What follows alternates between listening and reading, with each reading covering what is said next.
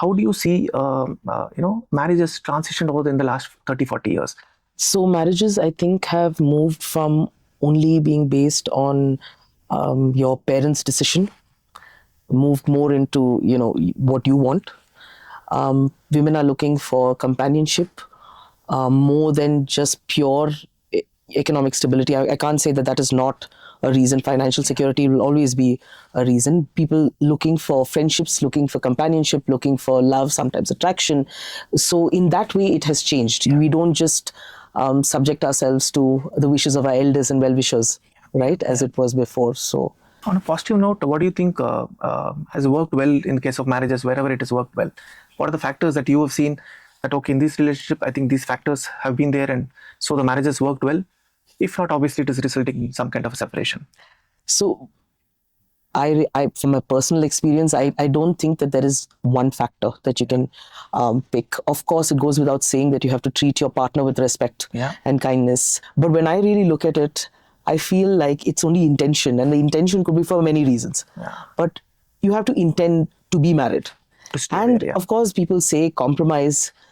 They say adjustment is necessary. Of course, it is necessary. It is important.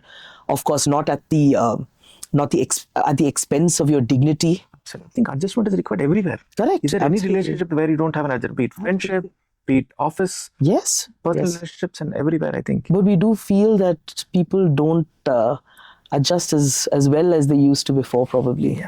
Right? I mean, they have options. They have options. Yes, like you said, they have options. So they don't feel they need to. Any advice for people who have taken a call as a couple to go in for divorce? Any advice for them?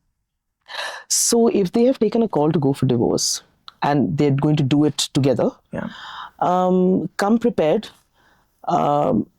Definitely, whatever terms you want to put in your agreement and based on which your divorce will be granted, talk it out so that nobody else is telling you what those terms should be. I think by and large, you are the best judge of your own relationship and what you want from it. So you should sit and talk out those terms amongst yourselves. Although I am a lawyer, at that stage, I don't advise interference by lawyers.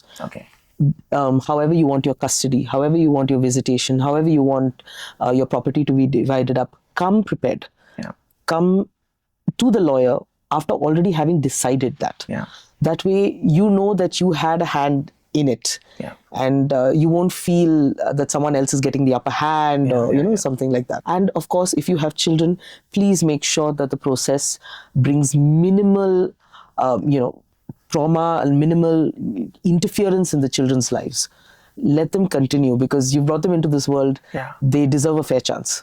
Now from here, let's segue into the before marriage phase of life. Do you have any advice for people who are single right now, they want to get married? Any advice for people who are getting married? If you're finding your prospective spouse through online portals, through word of mouth, take your time. Get to know them. Spend time with them. It's important. Don't rush through it. Also, if you have and if you see red flags, don't ignore them. Right? Name few red flags. Yes, but few red flags are like you see people who have very bad anger issues. You have people you think do not fit. You're having an arranged marriage, but they don't fit into your concept of what your life should be afterwards. Right? Some people say, "Oh, I didn't know he drank. I didn't know he smoked." Also, a very important thing is that I didn't know he didn't want to have children. Right? These are things that you should talk it out and know about it before. And don't let, and a lot of people halfway through the engagement period would find out that there are red flags, but they don't want to back out at that point of time because they say, oh, everything is decided and so much money has gone into all the rituals. But I think that ultimately, like I said, it's an intention at the end of the day. I mean, any problem can be surmounted. Right? If you put your mind to it. Intent to make it work. Yes. And it has to be both people who have the intent. And where do you see, marriages in the future? Do you see divorces completely coming down for the simple reason that I see people not even wanting to get married in the first place. They want to remain single, this younger generation, number one. Even if they don't want to be single, they might want to get into a live-in relationship. So there are no marriages and there are no divorces. What is your view there? So if you see the Western countries, you see a lot more people not getting married now.